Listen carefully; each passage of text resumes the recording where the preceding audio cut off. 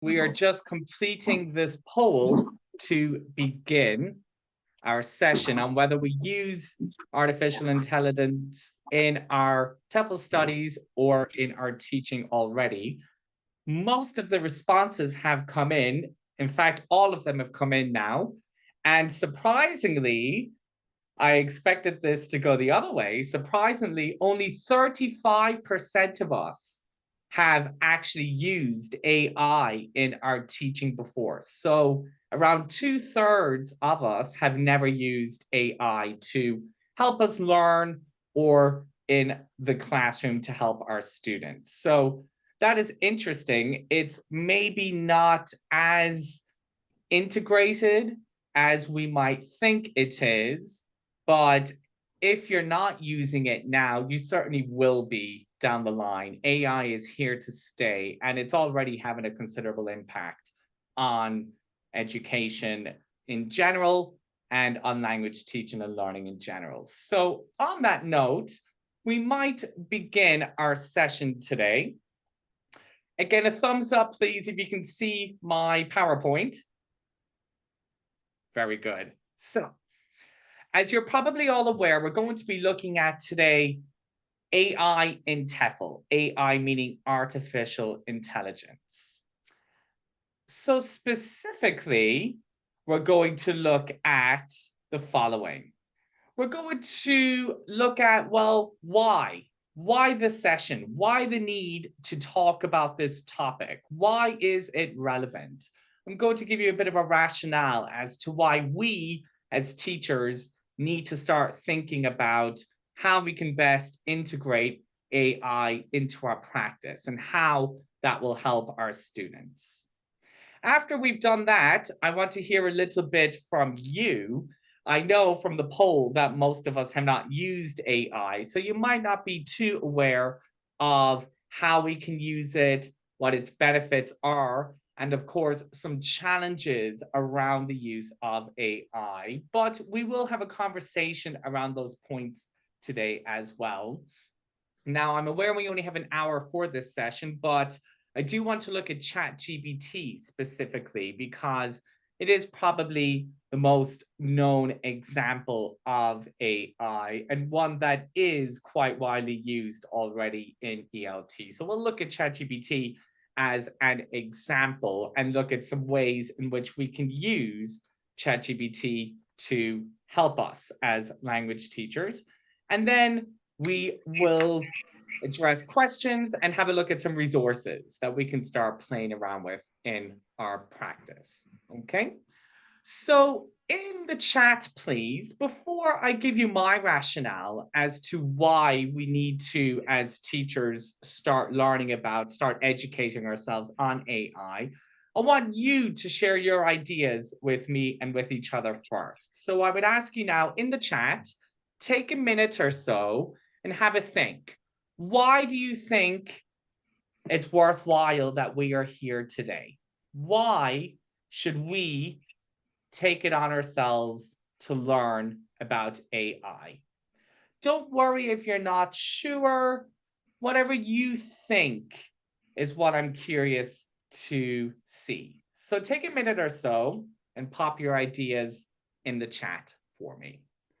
Again, the point I want you to have a think about is why we as teachers need to learn about AI. Why is this important? Why is it relevant?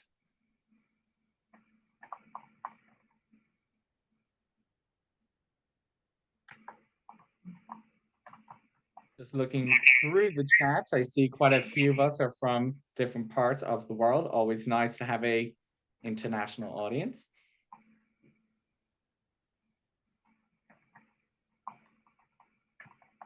The session is being recorded, Marie, and I will put the PowerPoint in the chat as well so that you can access the resources at the end.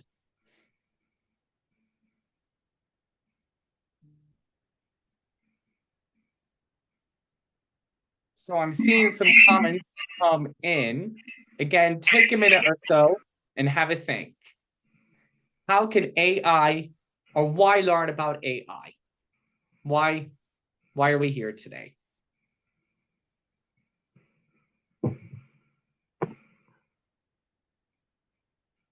Okay, I can see the comments coming in already in the chat. So let's have a quick look at them. So Anna says it is a very useful tool. It is indeed. And we'll have a look specifically as to how it can be useful for us as language teachers. It can be a superpower. It absolutely can. But it certainly comes with its challenges. And it's important that we consider those as well. Thanks for that, Ryan. Cheryl, students are using or will be using it. Yes. And that is a key point. Even if you're not using it, you need to assume that your students are. And are they using it properly? Are they using it ethically? Are they using it to help them learn? Or are they taking advantage of it and using it in unethical ways? That's an interesting point, Cheryl, and one that we will address. To engage the students allows cohesion and shows learning informally. Yes, students like to see that teachers are keeping abreast of technological developments, that teachers are actually using the technologies that they use to help them learn. That's an interesting point. Katya, our students are using it, so if we don't learn to use it, yes, again, this idea that our students are already adopting it, so we need to match them and keep up. It will be helpful when I want to use an existing lesson to adapt it to students' needs. That's an interesting point. AI can certainly give you a lot of ideas around how you can adapt lesson plans to suit your particular classroom contexts and your students. AI is being used as a tool in all spheres of life. It absolutely is. And I think it's of particular relevance in education. It does raise some interesting questions around how do we assess our students? How do we use it in ethical ways? How can we avoid things like plagiarism and so on? But yes, AI is really taking charge, if you like, in a lot of areas, and it is here to stay, and it's only going to grow exponentially. Yes, it can very much help with lesson planning. And again, we'll look at some examples of how we can use AI to help us with lesson planning way quicker. Okay, so this idea of efficiency, teachers work very, very hard. And if you have a lot of classes and need to prepare a lot of lesson plans and materials and so on, you will certainly find that AI can speed up the process for you and so on. Okay, there are a lot of comments in the chat, and I can see that we all have some good ideas around how AI can be useful. Thank you for those. Let's come back now to my PowerPoint, and I'm going to give you a couple of points that I think are important to consider when it comes to considering or when it comes to why we need to learn about AI as teachers.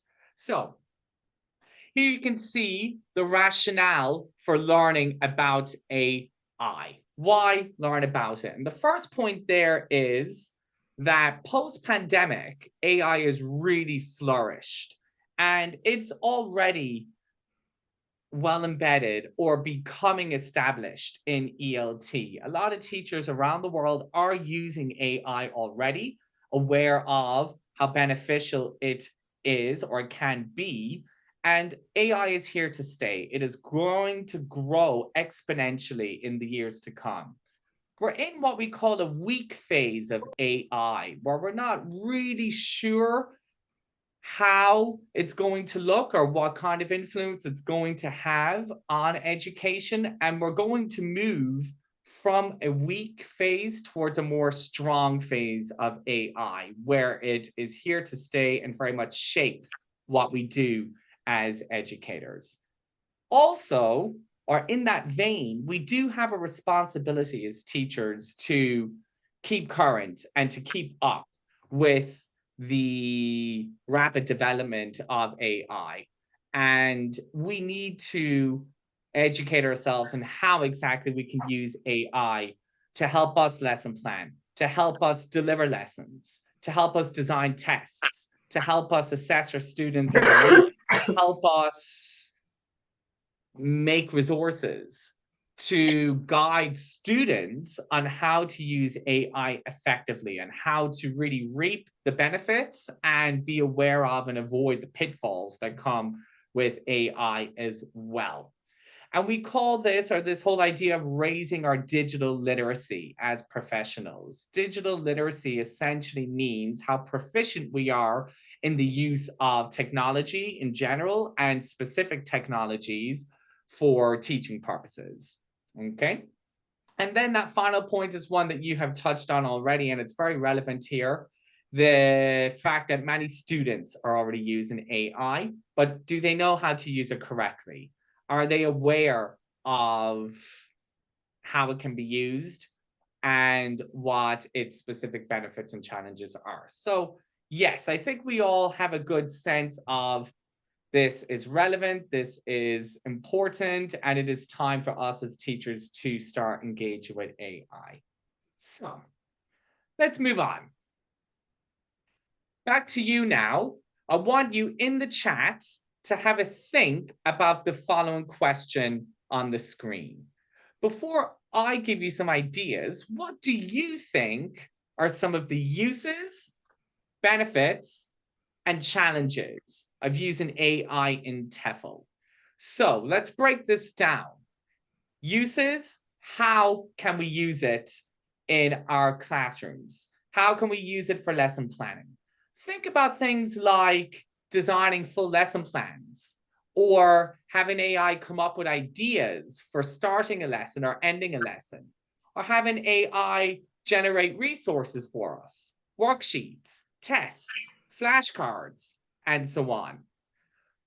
How exactly can we use AI to help us become better lesson planners and to be more effective in our delivery of lessons? Then think of the benefits. So how can AI help us? You've already touched on some of these in the chat. It can speed things up. It can make the process of preparing for lessons and delivering lessons a lot easier and so on. But think of some other benefits.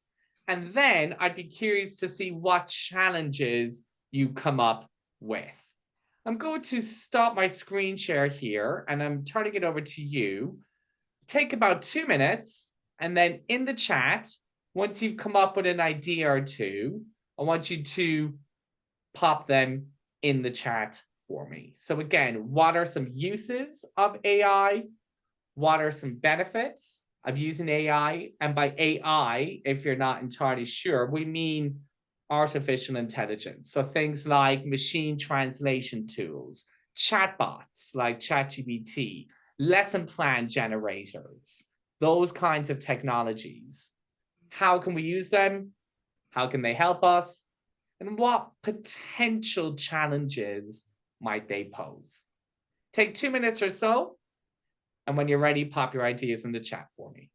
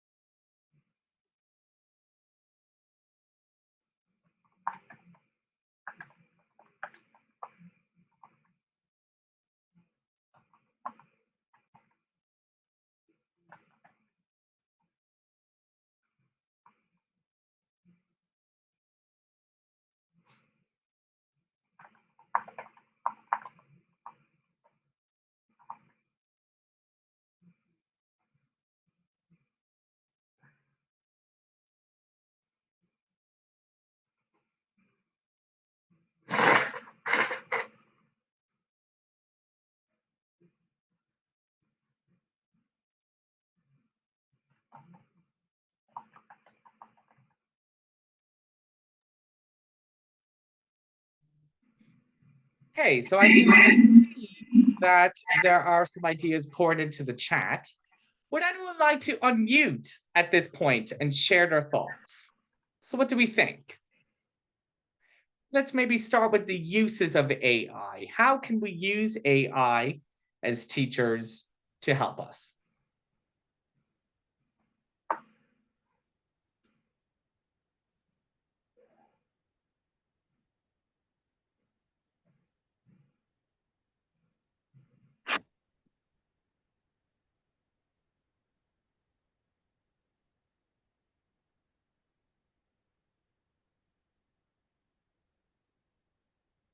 Okay. Let's have a look at the chat. And if any point you would like to unmute and speak, absolutely feel free to. So I see Aisha, if I'm pronouncing that correctly, has said it makes things easy to understand and instead clearance of a doubt. Aisha, would you like to come in that point and maybe just elaborate a little bit?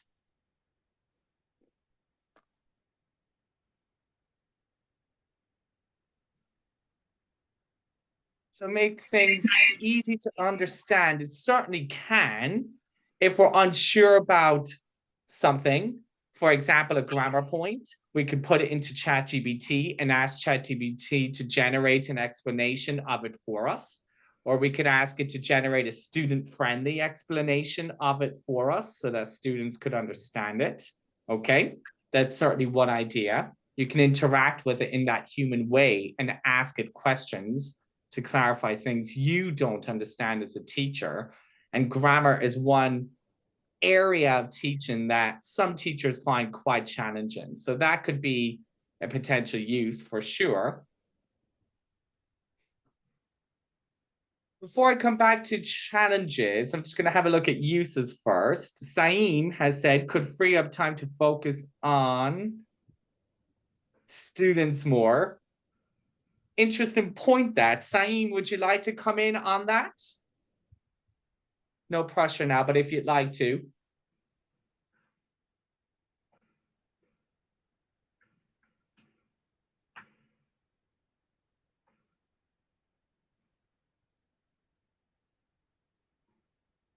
An interesting point, though, this idea that we can individualize our teaching a little bit more and be more aware of what's actually happening in the room or online if we're online teaching, and focus on whether our students are learning what we want them to be learning instead of worrying about, for example, the materials we're using or the presentation we're using and so on. Interesting point that. Let me come to Laronda's point about a challenge and how the accuracy of the information can be an issue. Okay, I think that's one that we can all agree on. LaRonda, would you like to come in and elaborate on this point? Well, excuse me.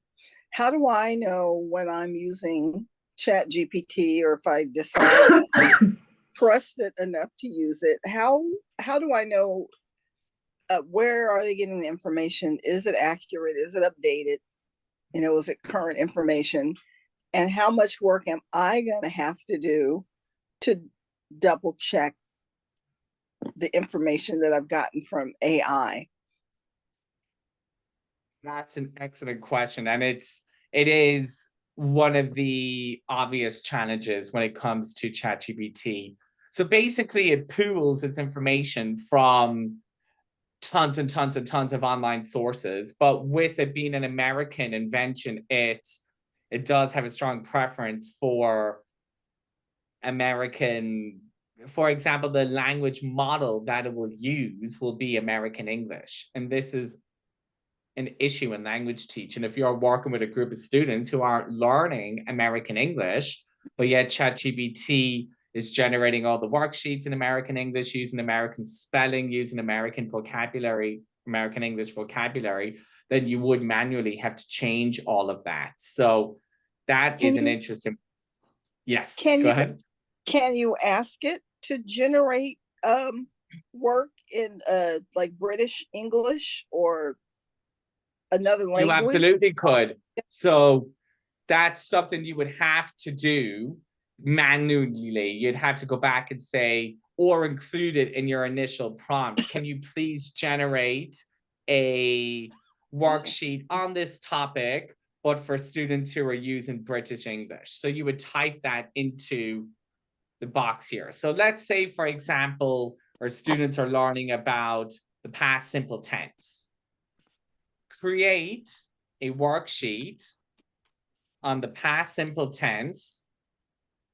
Let's say they're only learning about regular verbs. We don't want them to focus on irregular verbs yet.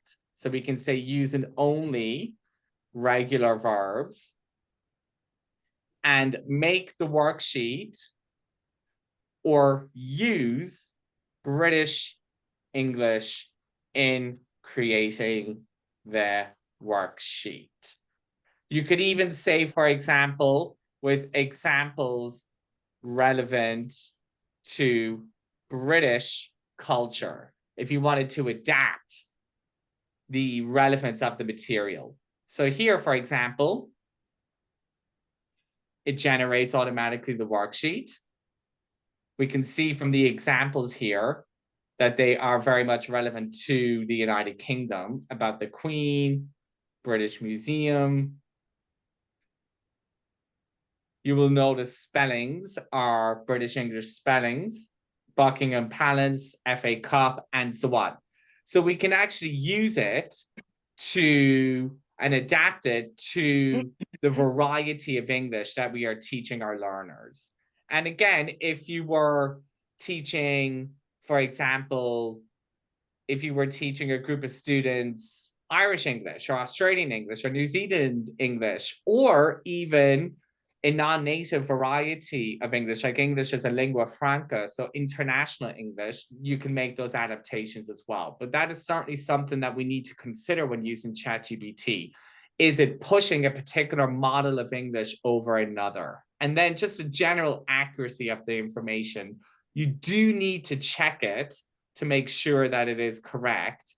But at the same time, I would say anywhere from 80% plus of the time, it is generally okay. I have used ChatGPT before and in a rush, not really carefully proofread resources and then notice little mistakes in lessons. But for the most part, it is quite okay in that respect. What about the Chinese, I forget the name of it. I've heard that it's DeepSeek. I've heard it's supposed to be, yeah, I've heard that it's supposed to be even more accurate than Chat GPT and other AI And programs. that's the claim. I haven't personally used it. Has anyone used it? I'd be curious about that. Sorry, which are the DeepSeek? Yeah, DeepSeek. Yeah, Have you used it, I Celine? personally used it. Yeah, it's quite comprehensive. Yes, especially for the academic science, aviation, business, all these contexts I used it, and yeah, it's quite good. Providing information is not exactly the same as ChatGPT. The vocabulary, the structure of the sentences, and overall the context is different, but providing yeah, quite good information. How? I'd be curious about how is it different? Not in sense of the result different, but in terms of the paragraphs, the way it uses the words and vocabularies, and the structure is slightly different than what we actually get from the ChatGPT. Is it Hey, interesting. is it different in the sense that it's probably structured the way maybe a non-English or non-native English speaker would structure something? Is that what you mean when you say the sentence structure and how the words are? Yes.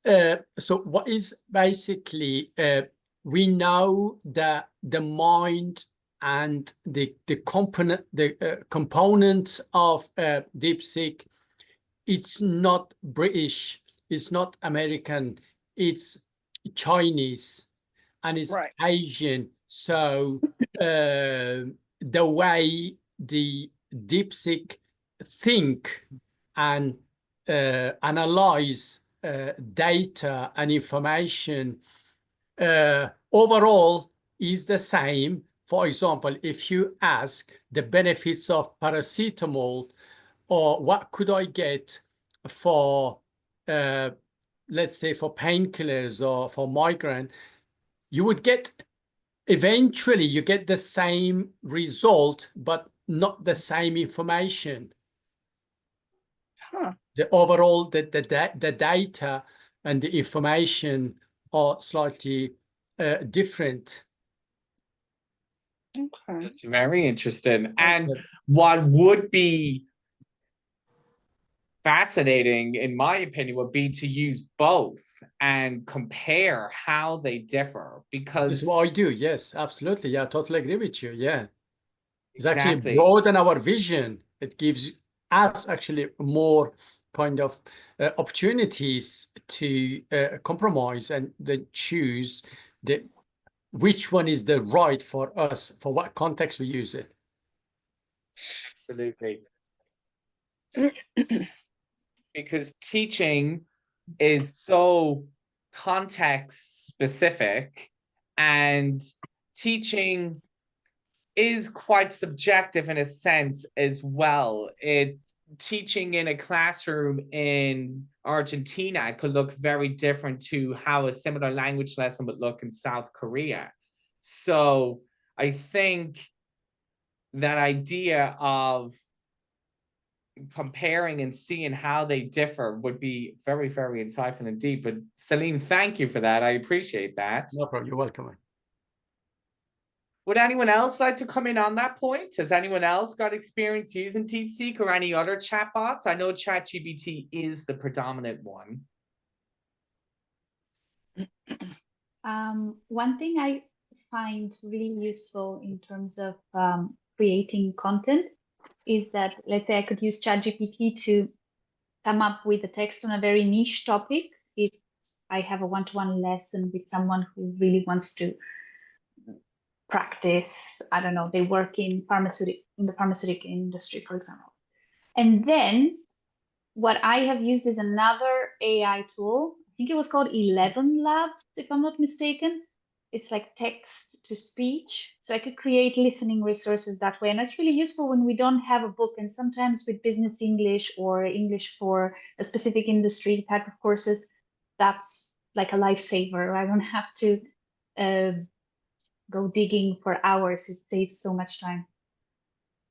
And you can have the tool speak with a certain accent if you want your students to practice and get used to an Irish accent from Cork, let's say. So that can be really helpful. Very interesting. And this idea of inclusivity then, that it's accommodating different varieties of English and not the more predominant ones.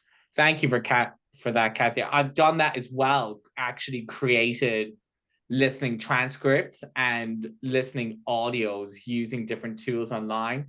TurboScribe, I think, is the name of the one that I use most often. You do have to pay a subscription for it, but it will generate, you can either enter in an audio of some kind, like a YouTube video, a song, and it will generate the transcript for you. Or I think you can go the other way round, where you enter in the transcript, and then as Katya said, it will generate the corresponding audio. And there are so many benefits to that. You can tailor the listening material that you're using with your learners. Again, you can change the accent. And sometimes learners need to actually see what they're hearing to connect. Oh, okay, that's what that was. And then you can do exercises around vocabulary as well, use the transcript for writing exercises and so on. So that is a really nice use of AI. Thanks for that, Katya.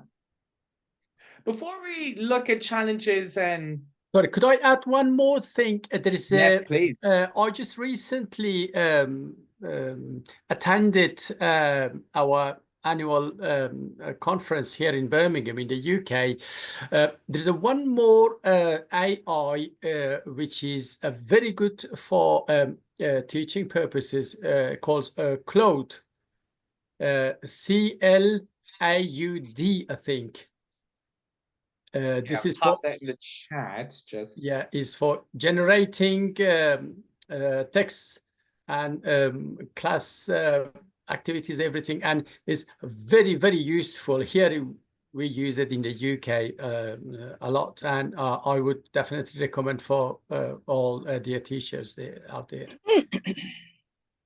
And Salim, is that a chatbot like ChatGPT, or is it a different type of? Yeah, is in the same context. They generate the same information. Is capable, is quite highly capable for particularly for teaching languages, any kind of language, for generating text, lesson plans, activities, tasks, grammar, everything else.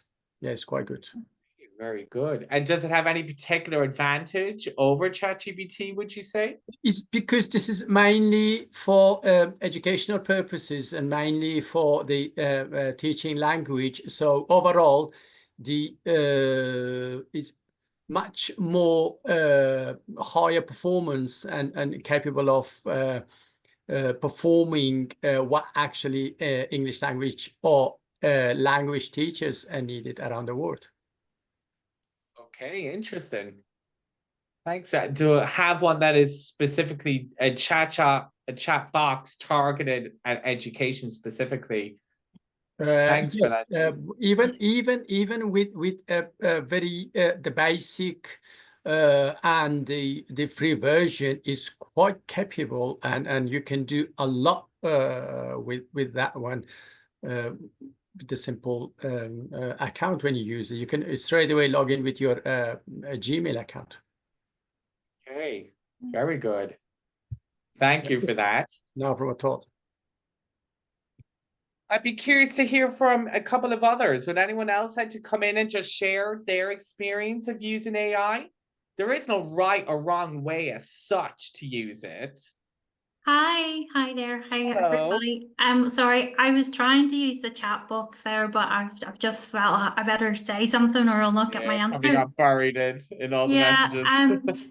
no, what I was wondering was in regards to actually sorry, I'm not maybe like some of yourselves, but sorry to sort of go backward a bit here, but to actually implement it straight on, if I have a Zoom opened, do I put in the chat GPT 40? Is that the source then to integrate it in if you were using it? Or to have it? I mean, in terms of just using ChatGPT, how to get started using it? Yes, please. Yeah. Yeah, so basically, just Google, and then if you type in ChatGPT and come down to maybe the third link here, for example, and you can actually start using it straight away without being logged in, I believe. I'm logged into my own personal Gmail account here, but you can use it for a bit. There might be a limit without being logged in. And then you type pretty much anything into it. So thinking about language teaching, for example, lesson planning, I know, is a key area for teachers and one that they might sometimes struggle with. So let's get it to produce a lesson plan for us, just to show you what it might look like. So create a full 40-minute lesson plan on the topic of holidays. What I'm doing here is entering in the prompt, and the more specific the prompt, the better the lesson plan. So let's specify the learner level, for example. For B1 level learners of British English, so we'll specify the variety of English they are learning. Those of you who have come across it in the course, you might be familiar with what we call the PPP framework for lesson planning. That pretty much means presentation, practice, production. Use the PPP lesson framework, and we'll ask it as well to include a filler activity. So this is if the lesson finishes early, do I have something else that I can use with the students? And a homework activity, for example. That's our prompt. We put it in like this, and then it'll generate a lesson plan. And you can see it looks like a lesson plan that you would actually do for our course, or one that you might fill in on a different course. We have our title. We can see how long the lesson is, what type of lesson it is. It's a vocabulary lesson with a speaking focus, what the topic is. It's listed some vocabulary they're going to learn on the topic of vocabulary. We have our lesson aims here. These are the materials we need as a teacher in preparing for this lesson. And then it's broken it down stage by stage with our warm or our lead in, 5 minutes. Students are to answer these questions. Then how we might present our new words. These are the target language words that we want to teach in this lesson: sightseeing, accommodation, travel agent, and so on. Then practice. There's a gap fill activity, and we could ask ChatGPT to create the worksheet for this gap fill activity. So I might even put that in at the bottom. We can see our production task here, our filler activity, a game of holiday charades. If there's time at the end, a couple of minutes for feedback and error correction, and then set the homework task. And I'm going to ask it now to create the gap fill activity for the practice stage instead of me making that up myself. Let's just see what it generates. And it's basing this worksheet on my previous prompt as well. So you can see here, okay, B1 level learners, this worksheet is for. It's specifically for the practice stage of the lesson, and it includes 8 sentences using the key vocabulary that I'm teaching in this lesson. So this is what it looks like. These are the key words that I am introducing in this lesson. Here is the worksheet. You would print this and get students to complete these gaps. They could maybe check their answers in pairs, and then you go through this as a whole class. And it's also given me an optional extension. But let's say I look at this and decide, no, I actually don't like this. I want to do something else. I might come in and say, suggest 3 different activities for the practice stage of this lesson. Okay. And then instead of a gap fill, it's getting us to, here is a words to definitions matching task. So our 8 keywords or so that we're teaching, the learners have to match the words to the actual definitions of the words. You could cut up these words, break them up into pairs or groups, and have them physically match the word to the definition, and then maybe put them on the board. And then they could compare other groups, words, and definitions. Or a holiday dialogue completion task. This would get them speaking. So you could get them to actually complete the blanks and then say the dialogue or perform the dialogue in pairs. Then you could take the dialogue away from them and have them reproduce it without looking. So those are some alternative activities that we could use. If we wanted to make this shorter, that was quite a long lesson plan. Make this all shorter and more usable. So we get a more condensed version of this lesson plan. So my prompt wasn't specific enough here, and what it's actually gone doing is just making the practice stage activities more condensed. So I need to be more specific in my prompt. So I'm going to say, no, produce the same lesson plan in a much more condensed version. Let's see what it comes up with here.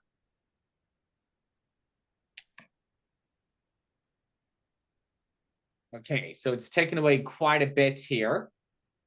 And then I could, if I wanted to, print out this lesson plan, for example, have it on the desk while I'm teaching this lesson. If I don't remember what my keywords are, I could come straight, or I could have a quick glance at it. Okay, look at the words. Or if I don't remember what the production task is, I could glance at my lesson plan again. And a nice idea here, and something that I do, would be to copy and paste this lesson. So I would actually copy and paste this. It's quite short, very usable. I would paste it into a Microsoft Word document, and I'd store that lesson plan away after I've adjusted it. And I have a lesson plan on the topic of holidays that I can use with future classes. And in that way, that's just one way that we can use ChatGPT to generate content for us, in this case, lesson plans, okay? But it might not be lesson plans that you want it to give you ideas on. Maybe you want it to show you how to, you know, list 10 ways that I can start a lesson in 3 minutes, or give me 5 ways to engage learners who don't like my class, or suggest 10 homework activities that involve learners speaking. Anything at all that you're struggling with, if you need ideas, if you need inspiration, ChatGPT and the other chatbot tools that were mentioned by Salim and others will give you an abundance of ideas that you can then play around with. But the key is to be as specific as you can be with your prompt and to adapt whatever it produces. And in that way, you'll have lesson plans, materials, and ideas to last you for a long, long time. Okay, so that's just one example. Would anyone like to come in on that?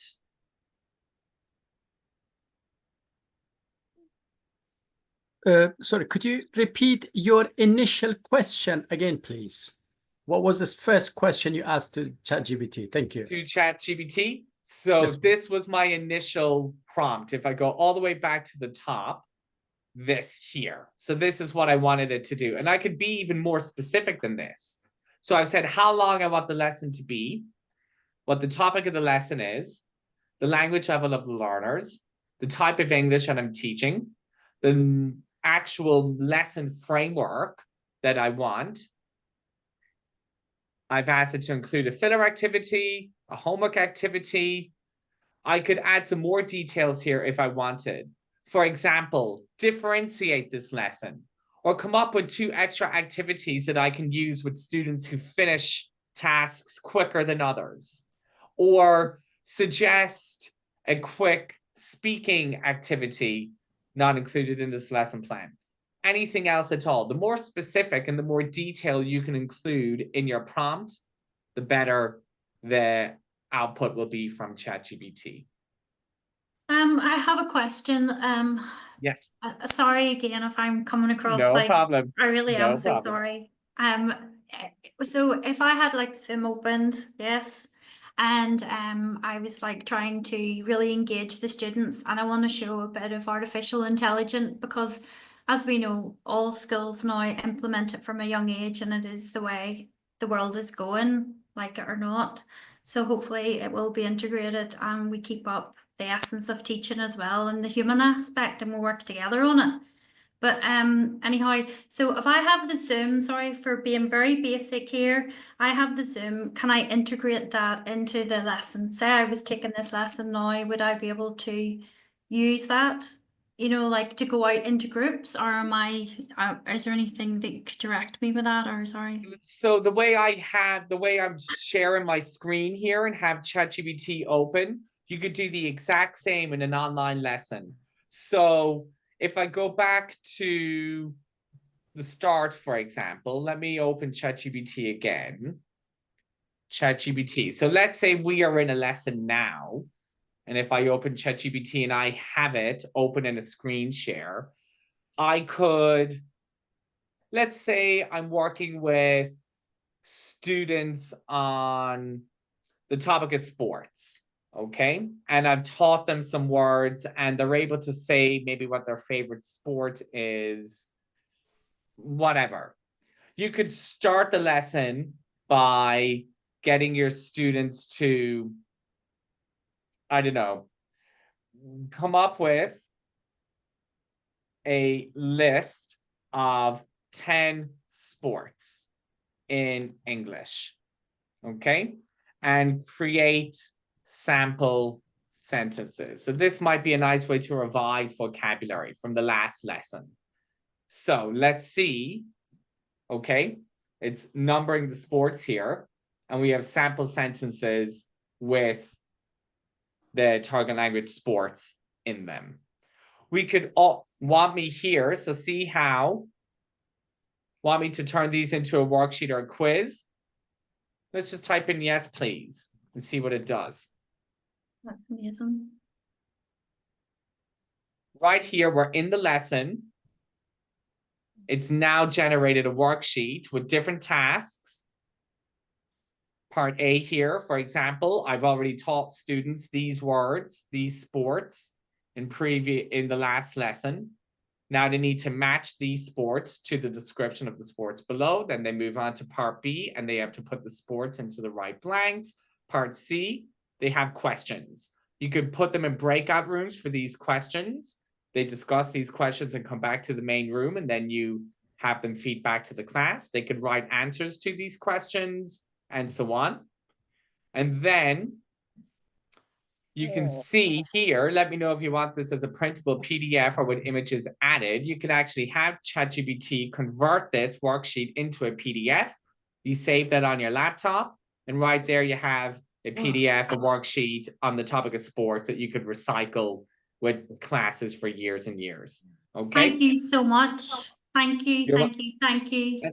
Thank you so You're much. welcome. Thank That's you. just one idea. There are so many different ways that you could use ChatGPT here, and live in a lesson as well in response to what's happening in the lesson.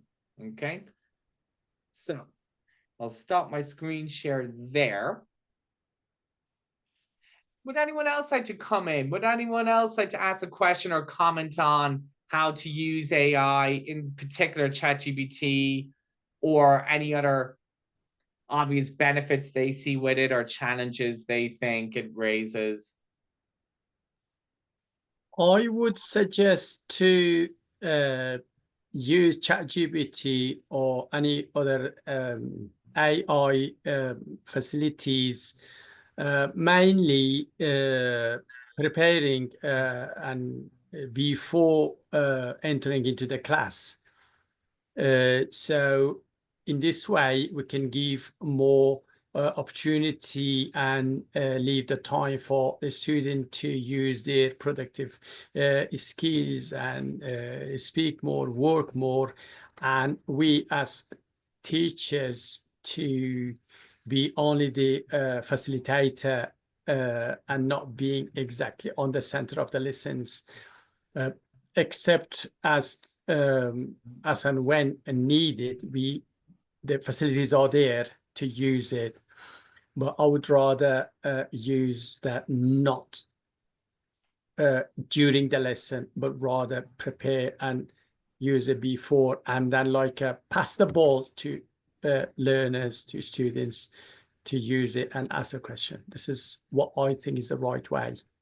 Now, something I've been noticing with my students is some of them are using AI, using ChatGPT to write essays for them or to do assignments for them. And I've been thinking about ways of how I can avoid that and how I can determine that it's actually them who are producing the work. So you need to think about, for example, what I did recently was I had AI write an essay with mistakes in it, and I then gave the students the essay and they had to actually identify and correct the mistakes and then rewrite the essay in class using pen and paper. That's just one way of using it, but you need to, how do you know if students are using it appropriately outside of class? You could maybe get them to come up with something using AI, and then in class, they have to adapt it or make changes to it or improve it in some way. So AI can be used outside of class, or it can be used live in lessons as well. It certainly has applications in both settings, but obviously plagiarism and inappropriate use of AI is a very, very obvious challenge. And it's something that you need to think about. And you will know straight away if your students are, if they are abusing it or not. And somebody made a comment in the chat about the human quality of teaching, and AI can take over that. So you do need to keep that as well. But my final point here, I am conscious of the time. There's so much to talk about here. You can only really scratch the surface in an hour. My main advice to you would be to just experiment, to play around with it. If you're not comfortable, if you've never used it before, which the majority of us in this session haven't, I would say the next time you teach, before you teach that lesson, go on to ChatGPT and use it in some way to help you prepare for that lesson. Be it to generate some ideas for you, be it to explain to you how you're going to present new words in that lesson, be it what homework assignment you're going to give students, be it how you're going to use group work in that lesson, be it how you might use a game in that lesson. Use it in some way. Start experimenting with it. And in that way, you'll get a clearer sense of how it can be beneficial for you in your particular context. It's also important to remember that it's not the be all and end all. AI doesn't replace good teaching. Good teaching should be front and center in your classrooms, and AI and technology in general are supporting supplementary tools that you are using in different ways. But what comes first is the teaching and the pedagogy and the assessing whether your learners are learning or not and how you respond to that. And then you use AI to supplement all of that. Okay. Are there any final contributions before we finish today? Would anybody like to ask me anything, ask each other anything, or come in with any final comments on the topic of AI in language teaching?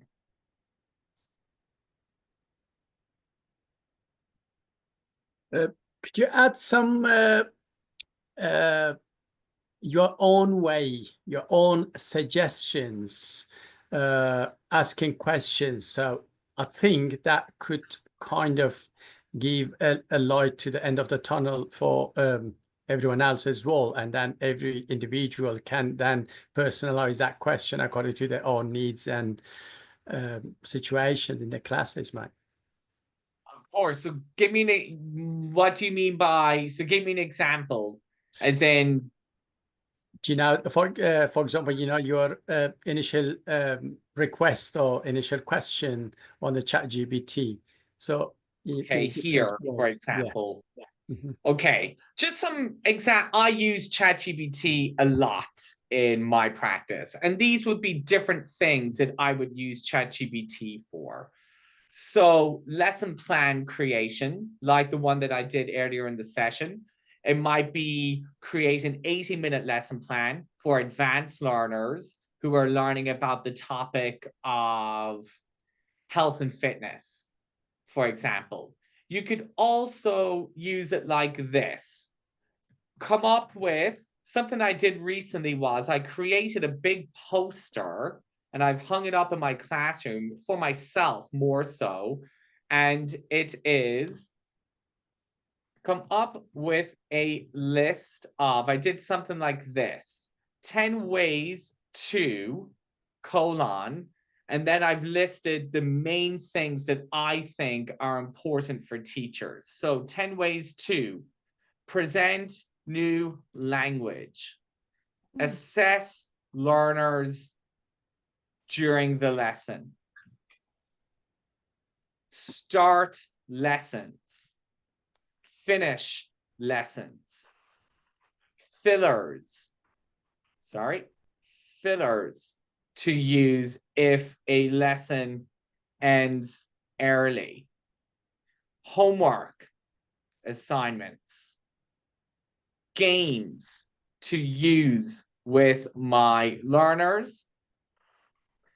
And if we put in something like ways to test my learners instead of a traditional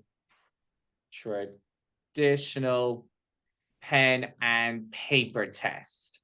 So I had to think about, okay, I want ideas in all of these different areas of teaching. If we put it in, and what I've actually done is I read through all of them. I looked at the ones I liked. I asked it to change some of them. And then I've made a big planning poster that I stuck to the wall in my classroom. And when I plan lessons now, I go to that poster and I look at, okay, today we're presenting vocabulary on food. How am I going to do this? I'm going to use a video clip today because I haven't used one in a while and I want it to be an authentic video clip. So I need to go onto YouTube and find a video clip. Great, found one. I'm using this video. How am I going to assess learners in this lesson? So after I've presented the new language, I'm going to hold up pictures of the new words. If they know the word, they have to put their thumbs up. If they don't, they put their thumbs down. That's going to be what we call a formative assessment check. So in the lesson, I'm doing something that shows me as the teacher, okay, they get it or they don't get it. I can move on, or I need to go back and reteach it. And you have so many different ideas here. And these are all things that I've done. Think, pair, share. Get them to share their ideas with a partner, and then they feed back to the group. I have many whiteboards in my classroom. So in this lesson, I might get them to draw 5 foods, swap the mini whiteboard with the person beside them, and then the person beside them has to label the 5 foods. Or exit tickets. So at the end of the lesson, they have to write down 3 foods that they knew from the lesson already and 3 new foods that they learned. They give me the exit ticket, and that way very quickly I can check. Okay, they know how to spell the food. They knew these already. I probably didn't need to teach these, and so on. So these are all different ways that I can formatively assess my learners during the lesson. Then I might say, okay, next lesson, how am I going to start it? I'll go to the poster on my wall and I might do a brainstorm this time because I haven't done a brainstorm in a while with my students. So on the board, word cloud, food in the middle. Can you think of different foods? Can you think of different ingredients? Can you think of different adjectives to describe food? This is tasty. This is delicious. This is spicy. Can we think of different verbs we use to talk about food? I eat, I drink, I enjoy, I cook, and so on. Then I might go, okay, how am I finishing this lesson on food? I'll go to that poster quickly. I might go with looking through the list, maybe forecasting. So you can get them to predict next lesson. What do you think, guys, we're going to do? Or post-it note summary. So on the door or on the whiteboard, they have to actually stick down maybe 3 things they learned in this lesson, 2 questions they have, and 1 word summary or anything like that. And then in that way, I'm using the poster to add variety to my lessons. I have many ideas and instant access to them. I just have to glance at this poster that I generated with ChatGPT and go, okay, I'm going to do this if the lesson ends early. I'm going to do this to start the lesson. This is the homework they're going to get today. This is how I'm going to present the topic. This is how I'm going to get them to practice the topic. Another one I actually added that I haven't added here is communicative activities. So I might come to the bottom and say, add 10 communication or add 10 speaking activities to this list. Because in every lesson, they should ideally be doing some form of communicative language work. So here we have some of the most common speaking activities in TEFL. And I might say, okay, find someone who. So as my communicative activity in this lesson, they're going to go around the room and find someone who likes this food or someone who's tried this food before and so on. So I think this is a really nice idea. And there are so many ideas here. And I like having them in a poster. It's a big A3 poster on my wall that I can refer to very quickly or in the moment in a lesson. If I need a filler, have a quick glance at the poster and I go from there. Okay. And you could get ChatGPT to come up with anything. Here's the opening prompt, but you could add anything else to this. You could say, create a blank lesson plan template. And then it creates a template. You can print that template and then you can fill in that template for different lessons with different topics and use your poster with different ideas to fill in the lesson plan template. Or you could get it to create tests. I saw somebody students there say that they use it for exam papers. That would be a great idea if you teach English for exams. Create an exam very similar to the Cambridge B1 reading exam, for example, and it will create a full exam paper that you can then adjust. You could take bits, or you could use the full exam paper with your students. There are so many things that you can do with ChatGPT. It's about having a go, experimenting, and seeing how it works for you. But just by way of conclusion, because I see we have gone a little bit over, so I do apologize. But I would say here, don't get overwhelmed, don't doubt yourself, and just start having a go and seeing what it can do for you, because it already has dramatically changed education as we know it. It is here to stay, and teachers very much have a responsibility towards their students, but more so for their own sake, to start engaging with it, to start understanding how it can be used, because it will make your lives a lot easier. It will improve the educational experiences of your students. It can be a win-win for everyone concerned. But I think that's it for today, everyone. Thank you very much for coming. An hour is nowhere near enough time to cover this very comprehensive and important topic, but do some reading on it. In our Tuesday support sessions on Zoom, I'm also very happy to talk more about this topic. If you haven't been to one of those support sessions, they are every Tuesday at 6 p.m. I run them every fortnight, and then my other colleague, Laura, from the academic team runs them the opposite Tuesday. And they're there for you if you ever want to talk to us about your course, or if you ever just want to chat about anything TEFL related. But thanks, everyone. I'll hang back for a couple of minutes at the end in case anyone has a question they didn't get to ask me today. And I wish you all the best of luck with your TEFL careers, and hope that you start experimenting with ChatGPT and other. Thank you. Bye, everyone. You're welcome. Great. Bye. Thank you very much. Bye. Chris, thank you very much. It was Bye. very informative. Thanks a lot, mate. Thank you. Thank you, Salim. No problem. Bye, everyone. Yes, Thank thank you. you. Bye. Thank See you, you Lou. soon. You're Say very hello. welcome, Loretta. Nice to see you. Nice to see you. Say hello to Laura for me. I was actually thinking about her a couple of weeks ago. You should pop in one day and say hi. I will.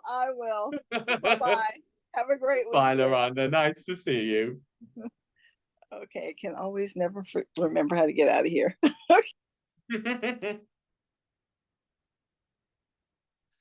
Tessa, I see your hand up. Yeah. Hi, Luke, can you hear me? Yes. How are you? I'm fine, and yourself? I'm good. Just a bit of confusion. A couple of us received an email, and our local time was an hour after the actual Zoom started. So we all missed the entire webinar. So I think Chelsea is also on the line, and she's had the same problem. Sorry, I don't know how to put this video of mine, so you're going to see a blank. But anyway, the question is, is there a link that we can that will be shared to us so that we can actually see this entire webinar again? So I have recorded it, and I'll stop the recording in a couple of minutes, and the recording will be shared with you, so you will be able to watch the full thing. Okay. But well, that's we do great. apologize about that. There Yeah, no, obviously that's fine. It's okay. As long as we get the information, it's okay. So, but it's thank all you. in the recording. Yeah, Thanks, I Tessa. caught the end of it. So, I mean, it was something I really think that would really help me. So, yeah, thank you very much. You're very welcome. Okay, thank you. Bye. Have a good week. You as well. Bye.